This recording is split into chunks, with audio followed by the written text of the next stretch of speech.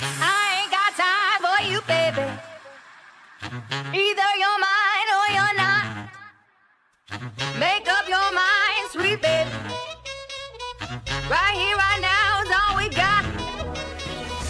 A little party never killed nobody, so we gon' dance until we drop. A little party never killed nobody. Right here, right now is all we got. Skidding ba-da-ba. The Roaring Twenties was a time period unlike any other before it.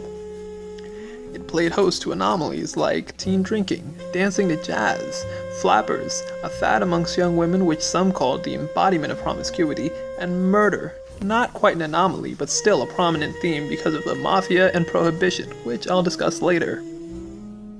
One very, very large aspect of the 1920s was prohibition.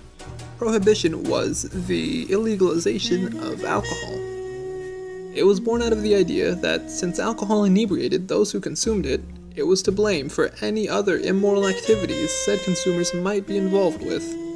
Proponents of prohibition hoped that it would lessen the amount of alcohol consumed by America, which it in fact did do. However, many Americans had built physical and mental dependencies on alcohol and thus were not very ready to give it up. Therefore, there was a demand for alcohol which could only be met by bootleggers, that is, liquor smugglers. These bootleggers were very highly skilled criminals and were very adept at avoiding capture. In fact, officials estimated in 1925 that they had only managed to stop approximately 5% of the liquor coming into the country. On top of this, there were some who simply made their own liquor. Prohibition also created a new industry for criminals.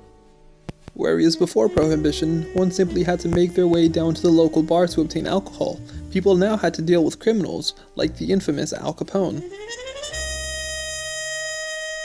Another large aspect of the Roaring Twenties was the Harlem Renaissance, which began as a product of the Great Migration. During World War I, there was an excess of jobs in the North as the need for war supplies and equipment rose drastically. The Great Migration refers to the huge surge of African Americans moving north to fill these jobs. African Americans from the South flocked to northern cities such as Chicago and Detroit by the thousands.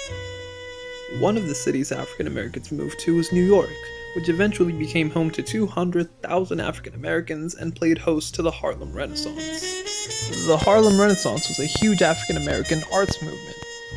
A magazine called The Crisis helped further the movement by featuring African American writing and poetry.